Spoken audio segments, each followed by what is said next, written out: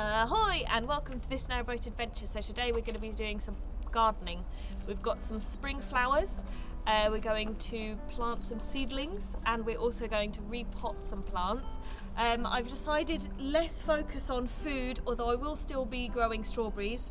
I've also got some rocket, I've got a few herbs, we've got some chives, and I've just planted a rosemary and a lemon balm.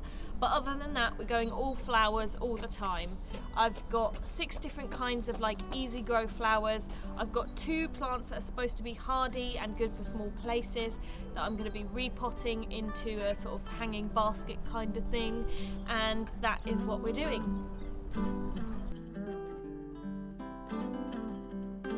So I'm going to start off by using last year's leftover soil that I didn't finish using, and I'm just going to chuck that in the bottom of this humongous hanging basket that we got to hang off of the side of the solar panel. If this goes well, we may get a couple more. And I've got a huge bag of peat, and that's what I'm going to be putting everything in today. If you're thinking, I wonder if she got mud on the roof, you'd be right. Yes, I did. But don't worry, I went and swept it up afterwards.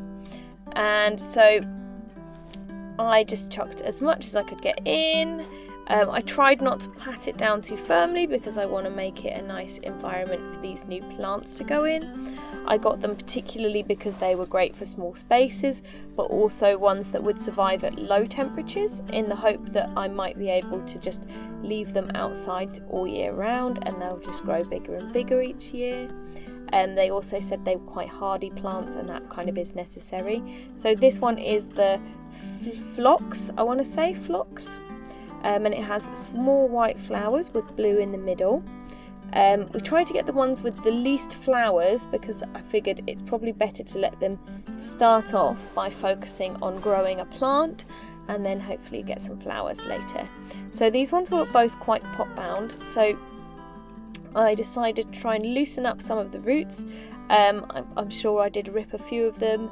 Let me know in the comments if you think I was too rough with the roots down here, because I don't know, I kind of felt like I was maybe being too rough, but I didn't want to end up with a pot bound plant.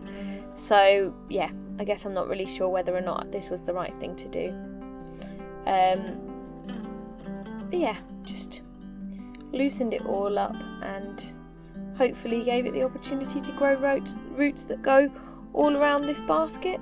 The last time we had one this large, I did try and plant 4 plants in it, which was definitely 100% a mistake because those plants ended up killing each other and we've only got 1 left. Oh, and this plant is called, now let me try and pronounce this, saxifrage. It's got cute little pink flowers and it looked like it would be an attractive plant. Again, really quite roots are quite pot bound, so I did the same sort of thing here. Let me know if you think it was a bad idea, a good idea. Did I kill my plant already? Is it too late? I'd love to know your input from some sort of slightly keener gardeners. I've never particularly spent a lot of time working with flowers. Never mind buying flowers in pots from garden centres. Usually I've done seeds when I've done flowers in the past.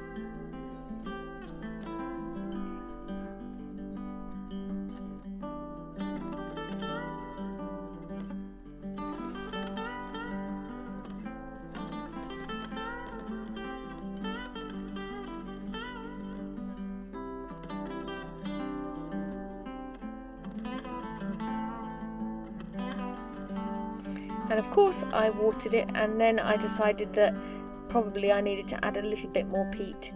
I'm just using canal water because I don't plan on eating these.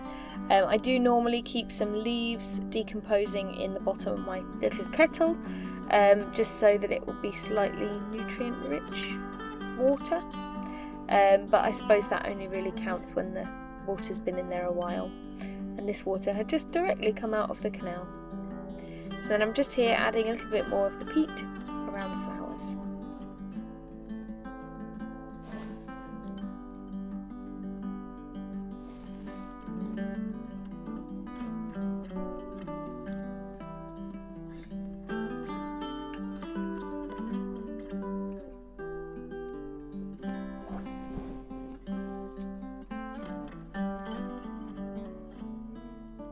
and just a little bit of water to get that mud off of the plant that I've just got on it. And then we're going to start off, so I didn't film myself putting mud into any of these pots. I thought that would be completely boring, and I think here I'm planting the sunflowers, which are Italian white. So these flowers I've chosen mostly because they're quite hardy flowers, ones that are not too difficult, and yeah, that's basically what went into my choice, because it's kind of a difficult, it can get quite windy on the roof and quite hot. So these ones are the Nasturtium Golden Jewel, which are like, oh, they're really pretty orange flowers, so I hope they grow. And then this one is the Calendula Indian Prince, and that's red flowers.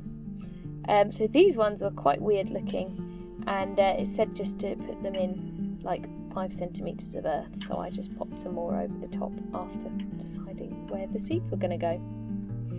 I've only put sort of 1 to 4 seeds in any of these pots, and I did go a bit crazy after I filmed and planted loads more. So this is going to be the Gardenia Sweethearts and the California Poppy. So I started with the California Poppies. I was quite excited about them because there's a line in one of my favourite songs about California poppies. So that's why they're getting 2 pots, as I really desperately want to be able to grow the California poppy. If you want to guess in the comments which song I like, which has a reference to the California poppy, do so, guess in the comments. And then the Gardenia Sweethearts, again I did the same kind of thing.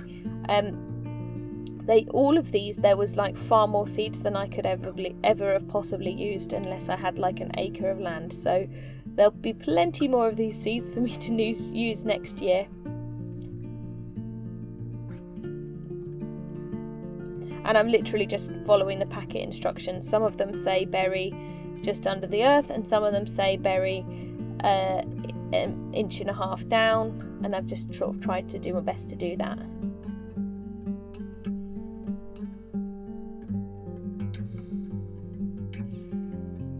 Finally, I'm going to bury the rocket. So I'm burying the rocket in some old mushroom trays because I didn't want to go and buy a bunch more places to bury things when I've got plenty of plastic pots lurking around, and I'm just literally holding them in another planting pot that I haven't used for anything else. So I'm just kind of looking at the instructions here, and it just says to bury them quite shallowly. So it did say something about spacing them out, but I've seen rocket grow and I don't think it's entirely necessary, so I just sort of chucked them wherever I fancied with a bit of room in between. We'll see what happens with the rocket. There's plenty more seeds if I get it wrong.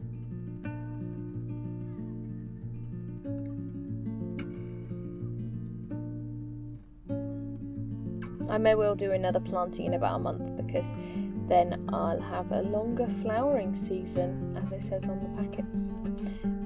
As you can probably tell, I'm not well versed with flowers, but I do like to plant things, and I don't think you have to be an expert to give it a go.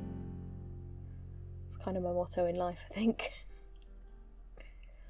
Anyway, and then I just chucked a little bit more dirt over the top so that the seeds didn't get eaten by birds, basically.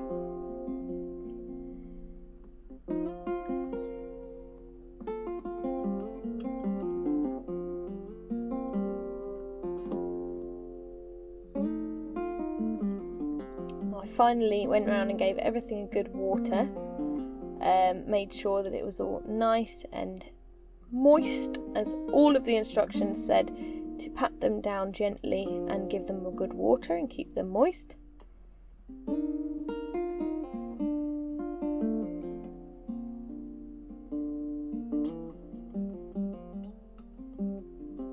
And then I got them all in position on the bough, and you'll see that in just a second.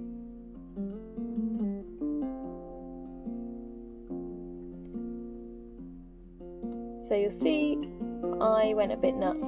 I've got loads of stuff planted up, and that's mostly going to be on the bough for a little while, just until I have gotten used to remembering to water them, to be honest.